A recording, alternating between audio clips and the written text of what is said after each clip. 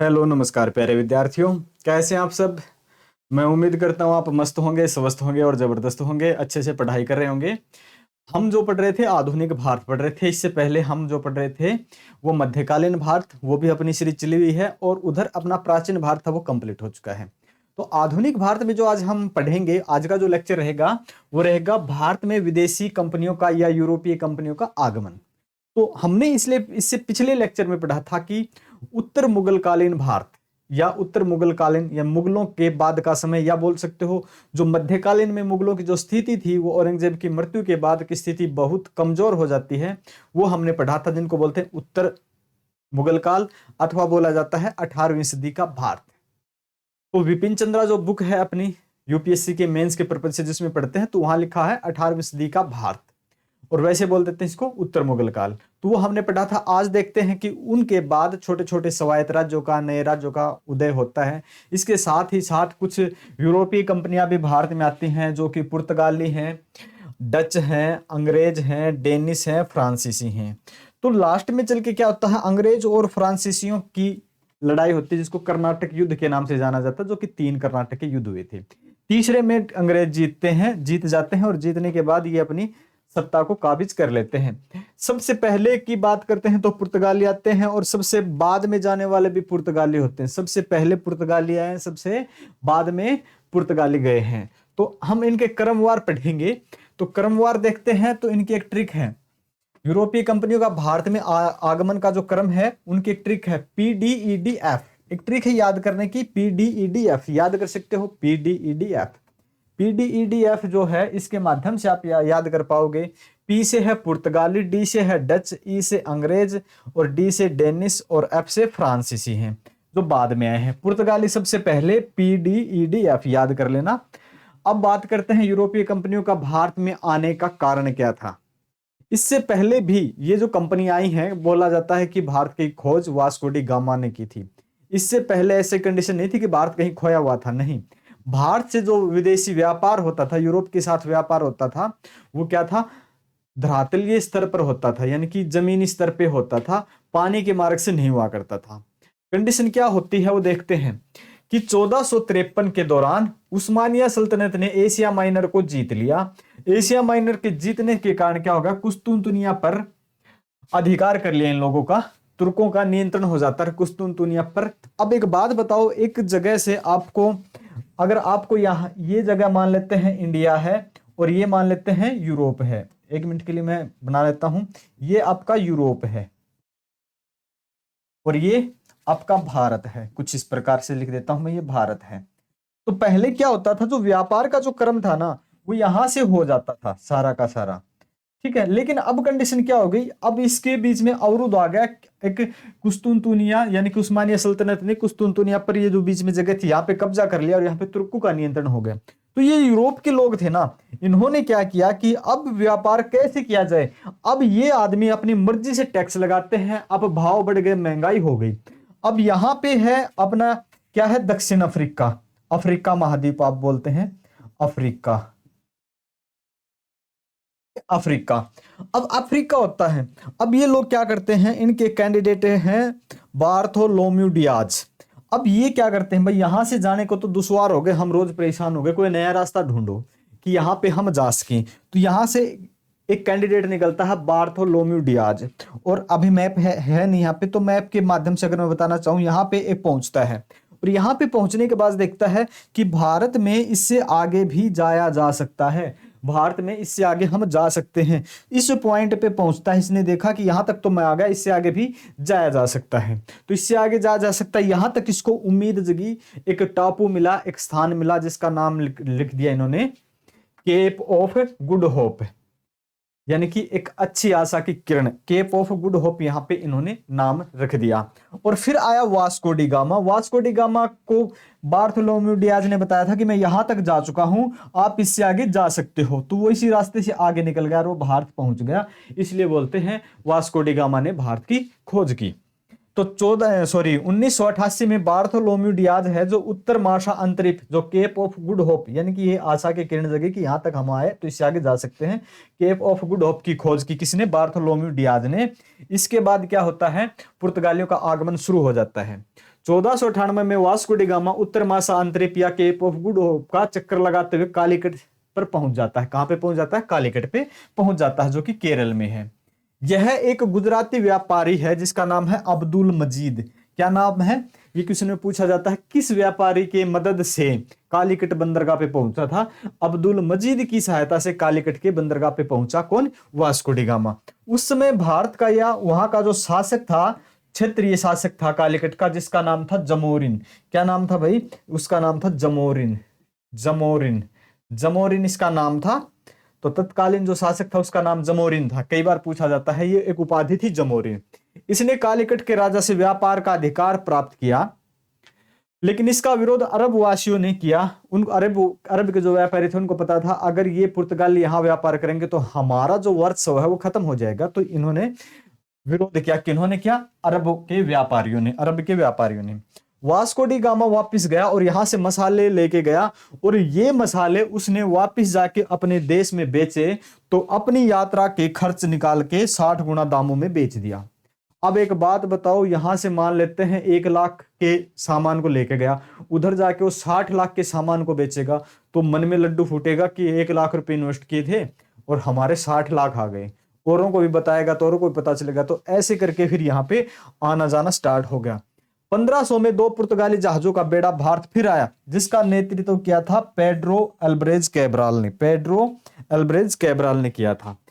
फिर दोबारा से वास्को डी गामा आया है 1502 में। 1502 में वास्को डी गामा दूसरी बार भारत आया। दूसरी बार भारत वास्को डी गामा कब आया? 1498 में, तो आपको याद है। दोबारा पूछेगा तो क्या बताओगे? 1502 में। ध्यान रखना, 1502 में आया था दोबारा। पुर्तगालियों ने अपनी पहली फैक्ट्री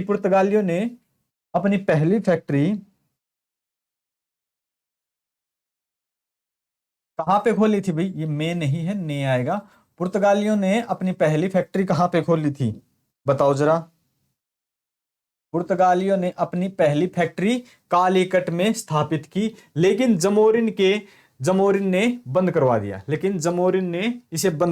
जमोरिन ने क्या करवा दिया भाई? इसको बंद करवा दिया। जमोरिन ने कहा भाई इसको बंद करो, हमें नहीं चलाने देंगे, हम आपको नहीं चलाने देंगे यहाँ पे फैक्ट्री। तो जमोरिन ने इसे बंद करवा दिया। ठीक है, जमोरिन ने इसे बंद करवा दिया। 1503 में कोची के पास इन्होंने पहली व्यापारिक कोठी बनाई। 1505 में कन्नूर में दूसरी व्यापारिक कोठी बनाई इन्होंने। 1505 में कौन सी? कन्नूर में इन्होंने दूसरी व्यापारिक कोठी बनाई। अब जो पुर्तगाली आए हैं, इनके वायसराय के क्रम के अनुसार हम पढ़ते हैं इन्होंने क्या क्या कर्तव्य किए हैं। हमारे लिए एग्जाम के पॉइंट ऑफ व्यू से जानना बहुत जरूरी हो जाता है। तो सबसे पहले आए हैं जिनका नाम है फ्रांसिस्को डी अल्मीडा। बहुत आए हैं, लेकिन जो जरूरी है, जहां से एग्जाम में पूछे जाते हैं वही हमें जानना बहुत जरूरी है। पहले जो आए हैं वो है फ्रांसिस्को डी अल्मीडा, जिनका कार्यकाल 1505 से 1509 का रहता। इन्होंने ब्लू वाटर पॉलिसी अथवा शांत जल नीति की शुरुआत की थी, यानी कि अपना वर्चस्व स्थापित करने के लिए एक पॉलिसी की, ब्लू वाटर पॉलिसी, यानी कि हम यहाँ के राजा हैं, हमारे बगैर यहाँ से कोई नहीं जाएगा तो हम लूट लेंगे। ठीक है, ये थी ब्लू वाटर पॉलिसी। 1508 में इसने चोल का युद्ध किया, जिसमें यह हार गया। Francisco de Almeida. कहा जाता है कि चोल के युद्ध में इसके पुत्र की मृत्यु हो जाती है, अल्मीडा के पुत्र की मृत्यु। 1 साल बाद ये इतने आक्रामक हो जाते हैं और दोबारा से युद्ध करते हैं। और 1509 में ही ये क्या करते हैं, वहां के जो क्षेत्रीय शासक है मोहम्मद बेगड़ा, मिस्र और तुर्की के शासकों के जो समुद्री बेड़े हैं सभी को हरा देता है। 1 साल के बाद ये क्षेत्रीय शासक को भी, मिस्र के और तुर्की के जो भी कैंडिडेट है सभी को हरा देता है अल्मीडा। और ये क्वेश्चन पूछा जाता है, ब्लू वाटर पॉलिसी शुरुआत किसने की थी? अल्मीडा ने की थी। पुर्तगालियों की मंशा क्या थी कि फितोरिया पर कब्जा करके वर्चस्व स्थापित किया जाए। फितोरिया क्या होते थे? ये एक नौसैनिक अड्डे हुआ करते थे। फितोरिया का क्या मतलब था? ऐसे व्यापारिक स्थल या अड्डे जहां से नौसैनिक बेड़ों को सहायता दे सके, जहां से नौसैनिक बेड़ों की सहायता की जा सके, इसे ऐसे थी ये व्यापारिक स्थल या अड्डे थे जहां से नौसैनिक जो बेड़े हैं उनको हेल्प की जा सके। ये था फितोरिया। फिर है इनके बाद है अल्फांसो डी अल्बुकर्क। अल्बुकर्क के बारे में क्या है, इन्होंने आके सबसे पहले तो ब्लू वाटर पॉलिसी बंद करवा दी, शांत जल नीति बंद करवा दी, ब्लू वाटर पॉलिसी। 1510 में बीजापुर, 1510 में बीजापुर के शासक आदिल शाह होते हैं, आदिल शाह के बारे में हम पढ़ चुके हैं पहले, आदिल शाह हो चुके हैं, आदिल शाह से गोवा छीन लिया, आदिल शाह से गोवा छीन लिया। इसने भारत में पुर्तगाली साम्राज्य का वास्तविक संस्थापक माना जाता है। भारत में पुर्तगाली राज्य का वास्तविक संस्थापक किसे माना जाता है, अल्बुकर्क को माना जाता है। किसको माना जाता है, अल्बुकर्क को। इसने पुर्तगालियों को भारतीय स्त्रियों से विवाह करने के लिए प्रोत्साहित किया, यानी कि भारतीय स्त्रियों से आप शादी करो, ज्यादा से ज्यादा इन्होंने प्रोत्साहित किया। विजयनगर के शासक हैं उस समय पे कृष्णदेव राय, कृष्णदेव राय। तो कृष्णदेव राय यहाँ के शासक होते हैं और कृष्णदेव राय से भटकल में दुर्ग स्थापित करने की अनुमति इन्होंने ले ली, भटकल में दुर्ग स्थापित करने की अनुमति इन्होंने ले ली। किसने, अल्फांसो डी अल्बुकर्क ने। फिर आते हैं इनसे अगले जिनका क्रम आता है, वो आता है भाई देखो Nino da Cunha. Nino da Cunha, Cunha के बारे में देखना है। इन्होंने राजधानी चेंज की, सबसे पहले तो इन्होंने क्या किया, राजधानी चेंज की। 1530 में कोचीन की जगह गोवा को राजधानी बनाया, राजधानी को चेंज किया इन्होंने। सबसे पहले क्या किया, राजधानी चेंज किया। इसने गुजरात के शासक होते हैं बहादुर शाह, गुजरात के शासक क्या है, बहादुर शाह। तो इनके साथ इनकी बनती नहीं थी आपस में, ये भी वर्चस्व चाहते थे, रोज चाहते थे कि हमारे क्षेत्र में आके आप व्यापार हमारी मर्जी के बगैर नहीं कर सकते हो। तो एक समझौते के दौरान बहादुर शाह को अपने जहाज में बुलाया कि चलो हम बैठ के बात करते हैं, और उस दौरान बहादुर शाह की हत्या कर दी जाती है। तो बहादुर शाह को मुलाकात के बहाने बुलाते हैं और जहाज में उनकी हत्या कर दी जाती है। कालांतर में अनेक जगहों पर कब्जा कर लिया एवं फैक्ट्रियां खोल ली। इन्होंने क्या किया, कुछ समय बाद जगह जगह पे कब्जा कर लिया और फैक्ट्रियां इन्होंने खोल ली। जैसे कि 1532 में दीव पर, 1534 में सालसेट और बसीन में, 1537 में मैंगलोर, कन्नौर, ठीक है, कन्नौर नहीं है, कन्नौर, भावनगर में, 1536 में चटगांव और सतगांव में, ये आपके बंगाल साइड में, अकबर की अनुमति से हुगली में, और शाहजहां के फरमान से बुंदेल में भी, शाहजहां के फरमान से बुंदेल में भी इन्होंने एक कार्टेज व्यवस्था भी चलाई थी, जो कि अकबर ने भी मानी थी। पुर्तगालियों ने कार्टेज व्यवस्था की शुरुआत की है, एक प्रकार का लाइसेंस था। अगर आपके पास कार्टेज है तो आप यहां से वहां यानी कि किसी भी देश में अपना सामान भेज सकते हो, अदरवाइज आपके सामान को लूट लिया जा सकता। तो हमारी कोई गारंटी नहीं होगी, लूटने वाले भी यही हो सकते थे। तो ये एक टाइप का इंश्योरेंस था कार्टेज।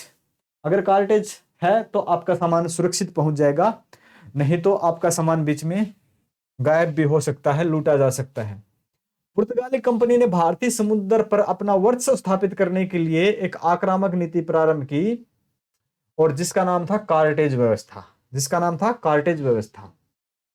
अकबर ने भी इस व्यवस्था को मान लिया था। ये भी एग्जाम में पूछा गया था, किस मुगल सम्राट ने कार्टेज व्यवस्था को मान लिया था, अकबर ने।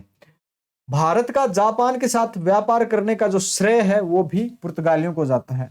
इससे पहले यानी कि भारत का इतना कुछ व्यापार नहीं था, भारत के साथ जापान का व्यापार करने का जो श्रेय है वो किसका है, पुर्तगालियों का है।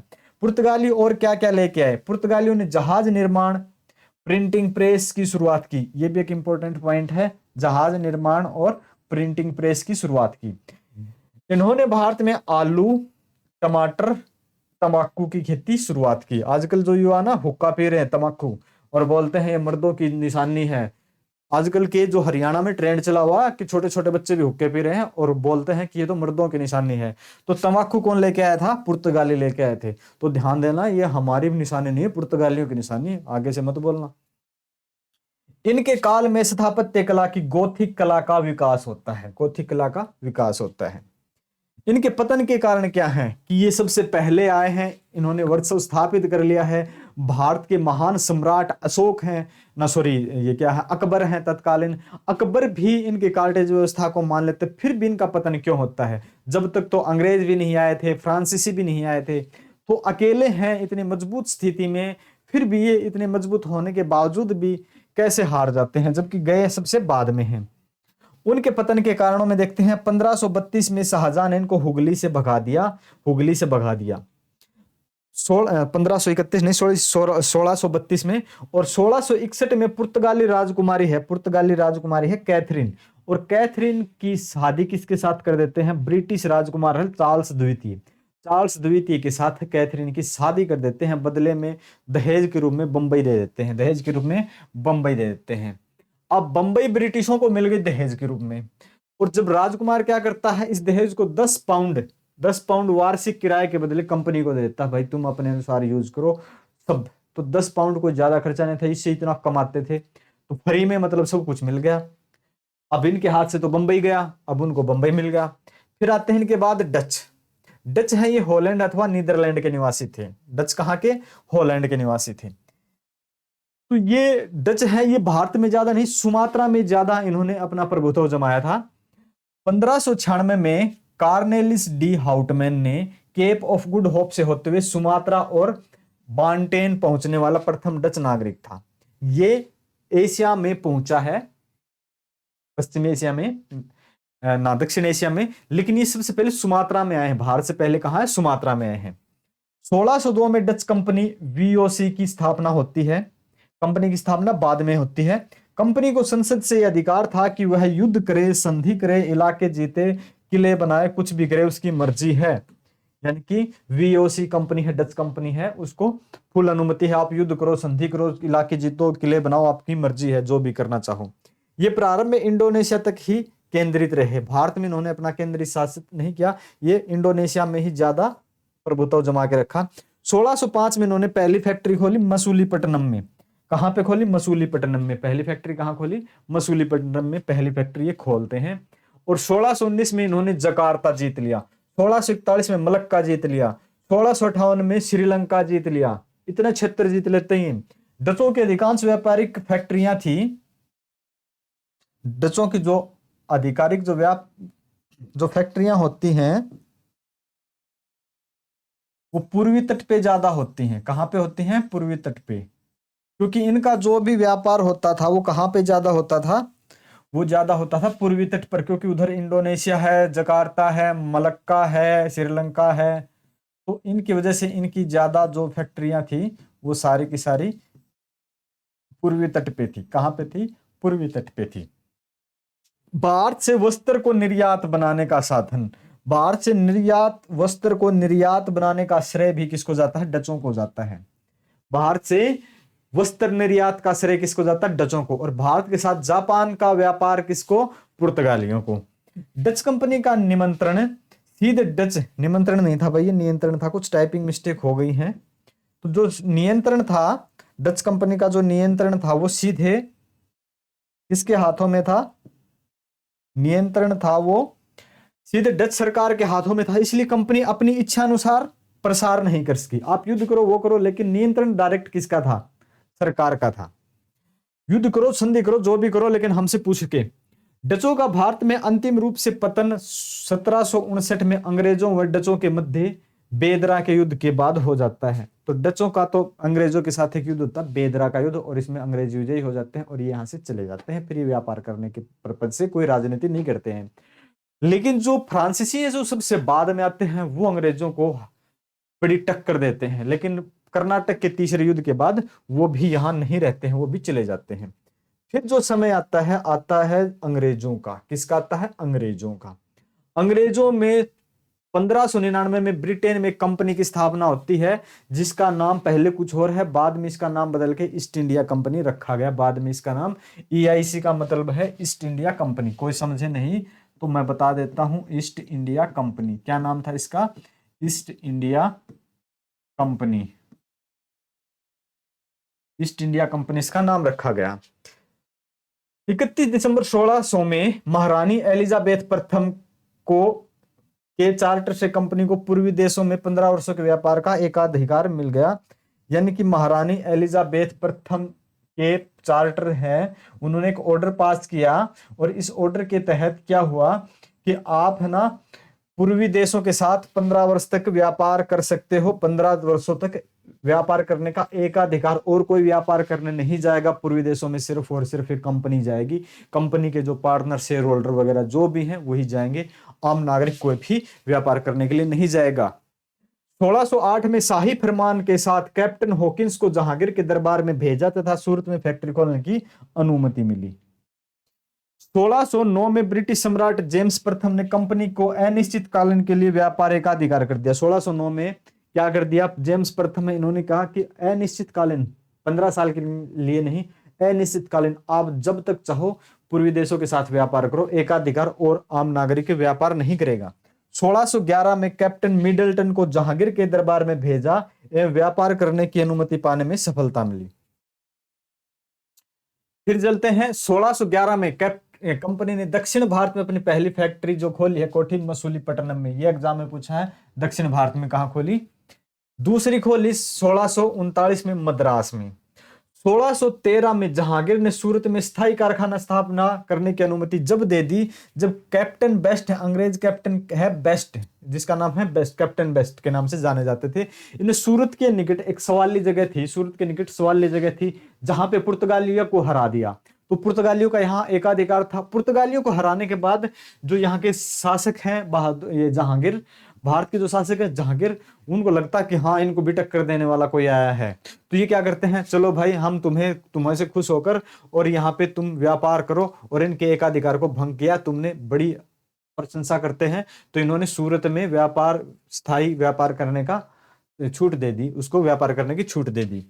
1615 में जेम्स प्रथम का एक दूत आता है, टॉमस रो। 1615 में जेम्स प्रथम का, किसका दूत है, जेम्स प्रथम का, सम्राट जेम्स प्रथम का दूत आता टॉमस रो, जहांगीर के दरबार में पहुंचा एवं मुगल सम्राट के सभी भागों में, अब मुगल सम्राट जहां जहां है, जहां भी उनका है, तो हर जगह पे टॉमस रो को अनुमति मिली थी। भारत का जहां भी मुगल सम्राट का शासन जहां जहां आपकी मर्जी है वहां फैक्ट्री खोल सकते हो।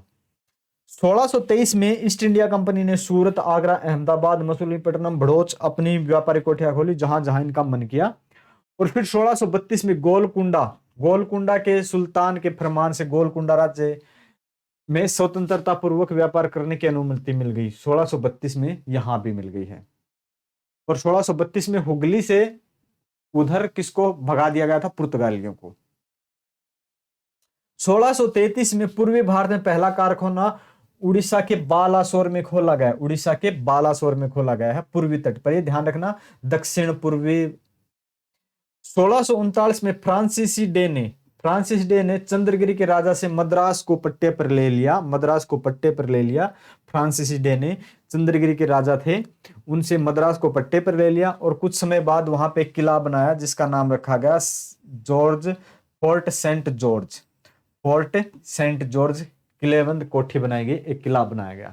अभी किलेबंद कोठी क्या होती थी, एक ऐसी कोठी जहां पे व्यापार भी किया जाता था, ऑफिस टाइप, यानी कि आप रह भी सकते हो, सब कुछ यहाँ पे एक बड़ा किला रूप बना दिया जाता था। 1651 में हुगली में कारखाना स्थापित किया। तत्पश्चात बंगाल, बिहार, पटना, ढाका, हर जगह यहाँ पे कारखाने खोलते गए ये। 1668 में कंपनी को ब्रिटिश सरकार से बंबई प्राप्त हो गई। 1668 में कंपनी को ब्रिटिश सरकार से बंबई प्राप्त हो जाती है। अपनी भौगोलिक अवस्थिति के कारण पश्चिमी तट पर कंपनी के मुख्यालय के रूप में बंदरगाहों में सूरत का स्थान अब जल्द ही बंबई ने ले लिया। किसने, सूरत के स्थान पे, पहले सूरत से जो व्यापार था अब वो कहां पे हो गया, बंबई हो गया। और 1686 में अंग्रेजों ने हुगली को लूट लिया। यहां से एक विवाद प्रारंभ होता है। 1686 में अंग्रेजों ने हुगली को लूट लिया एवं उनका मुगल सेना के साथ संघर्ष हुआ, जिस कारण कंपनी को मसूलीपट्टनम, विशाखापट्टनम आदि से अपने अधिकार खोने पड़े। अगर यहाँ पे मुगल शासक चाहते तो इनको यहां से भगा सकते थे, लेकिन उनको पता नहीं था कि ये कंपनी जो ये व्यापार करने के लिए आए हैं, ये कभी यहाँ पे हमारे को ही हटा देंगे और कभी ये शासन किया करेंगे, खुद इनको भी नहीं पता था। तो ये गलती माफ करते गए और ये लास्ट में खुद भी यहां से जाते रहे। लेकिन समय यातना के बाद औरंगजेब ने 1.5 लाख मुआवजे के बदले फिर से व्यापार करने की अनुमति दे दी, जो सबसे बड़ी भूल साबित होती है। 1691 में एक शाही फरमान के तहत एक मुश्त वार्षिक कर के बदले कंपनी को बंगाल में सीमा शुल्क से छूट मिल गई 1691 में। और उधर आप देखोगे कि जब वो होते हैं, क्या नाम उनका, फ्रुक्सियर 3000 के बदले में चलो आपको ये दीवानी दे दी सारी, आप टैक्स वगैरह जो भी आपकी मर्जी है। 1698 में अंग्रेजों को सुल्तानाती, कलिकाता और गोविंदपुर नामक 3 गांव की जमींदारी मिल गई। जो पहले जमींदार हुआ करते थे, जो क्षत्रिय, अब वो कंपनी को मिल गई वो जमींदारी। अब ये मर्जी से अपना टैक्स कलेक्ट करेंगे। फिर क्या हुआ, जॉब चारनाक ने इन तीनों गांवों को मिलाकर कलकत्ता की नींव रखी थी, जो कलकत्ता बन गया, जो बाद में राजधानी हुआ था, जो 1911 में चेंज होकर दिल्ली में राजधानी हुई। उससे पहले कलकत्ता राजधानी हुआ करता था। कंपनी के नए किले में बस्ती को फोर्ट विलियम का नाम दिया गया। फोर्ट नहीं, फोर्ट होना चाहिए था, ये फोर्ट विलियम का नाम दिया गया। क्या नाम दिया गया? Fort William.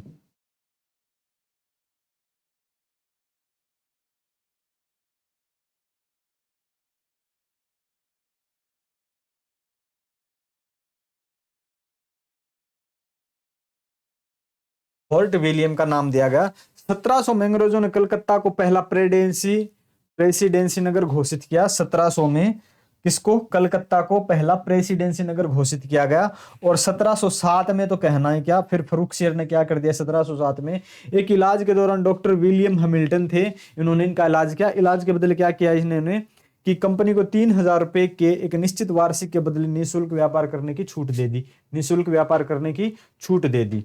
ये सबसे बड़ी गलती साबित होती है। व्यापार करने तथा कंपनी द्वारा बनाए गए ढाले सिक्के हैं, ये व्यापार करने की छूट दे दी। और जो कंपनी है जो सिक्के बनाती है बंबई में, वो सिक्के मुगल साम्राज्य में हर जगह चलेंगे। पहले ऐसा नहीं था, अब ये सिक्के हर जगह चलने वैलिड करती है। इस फरमान को कंपनी का मैग्ना कार्टा या क्या महाधिकार पत्र कहा जाता है। इसको क्या कहा जाता है? कंपनी का मैग्ना कार्टा। फैक्ट्री क्या होती थी? यह किलेबंद कोठी थी जिसके अंदर गोदाम भी हुआ करते थे, दफ्तर यानी कि ऑफिस हुआ करते थे, कंपनी के कर्मचारियों के रहने के लिए घर भी हुआ करते थे। फिर आते हैं डेनिसों का। किसका शासन आता है? डेनिसों का।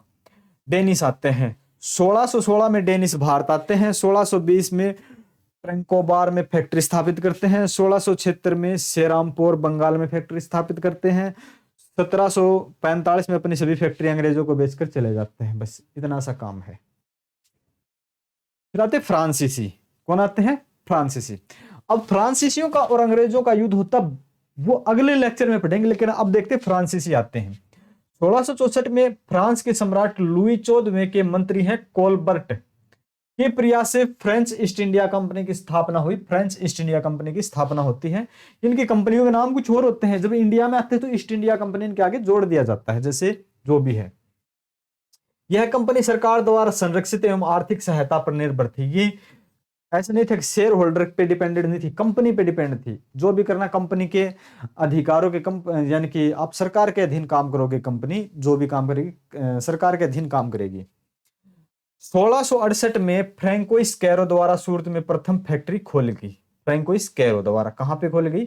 सूरत में। कहां खोली गई? सूरत में। 1669 में गोलकुंडा के सुल्तान के अधिकार पत्र से मसूलीपट्टनम में दूसरी व्यापारिक कोठी स्थापित की गई। पांडिचेरी में फोर्ट लुई नामक एक किला बनाया गया। गवर्नर डुप्ले होते हैं भाई, जबरदस्त तरीके से यहाँ पे अपनी सत्ता कायम करते हैं, लेकिन इनको वापस बुला लिया जाता है और गोढ़ियों को बेच दिया जाता है। फिर ये मान के चलो स्थिति बदल जाती है। डुप्ले के आगमन में फ्रांसीसी शक्ति का विस्तार हुआ। परिणाम स्वरूप अंग्रेजों और फ्रांसीसियों के मध्य 3 युद्ध हुए, जिन्हें कर्नाटक युद्ध के नाम से जाना जाता है, जिनको कर्नाटक युद्ध के नाम से जाना जाता है।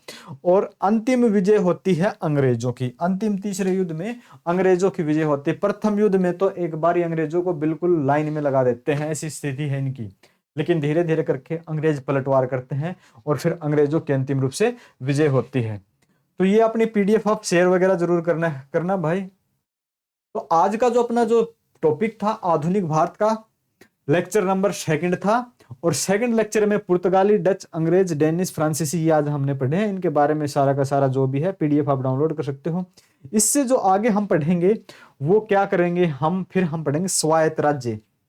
ठीक है, इसके आगे जो अपना टॉपिक रहेगा वो पढ़ेंगे नए राज्यों का उदय। स्वायत्त राज्य या नए राज्यों का उदय क्या पढ़ेंगे भाई हम? स्वायत्त या नए राज्यों का उदय।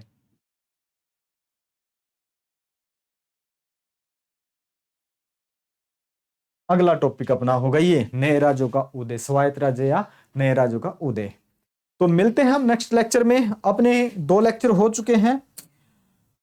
आधुनिक भारत के, प्राचीन भारत कंप्लीट हो चुका है। मध्यकालीन भारत के अपने 7-8 लेक्चर और बाकी बचे हैं, और आधुनिक भारत के अपने 2 लेक्चर हो चुके हैं। तो जल्दी हम इस इतिहास विषय को हम कंप्लीट करेंगे। और फिर हिस्ट्री है वो भी हम करेंगे, पॉलिटी भी शुरू करेंगे, ज्योग्राफी भी, हिस्ट्री तो हाँ सॉरी हिस्ट्री तो अपनी चल ही रही है, पॉलिटी भी शुरू करेंगे, ज्योग्राफी भी शुरू करेंगे, इकोनॉमिक्स भी शुरू करेंगे। तो धीरे धीरे करके जितना भी होगा हम करेंगे। मिलते हैं नेक्स्ट लेक्चर में।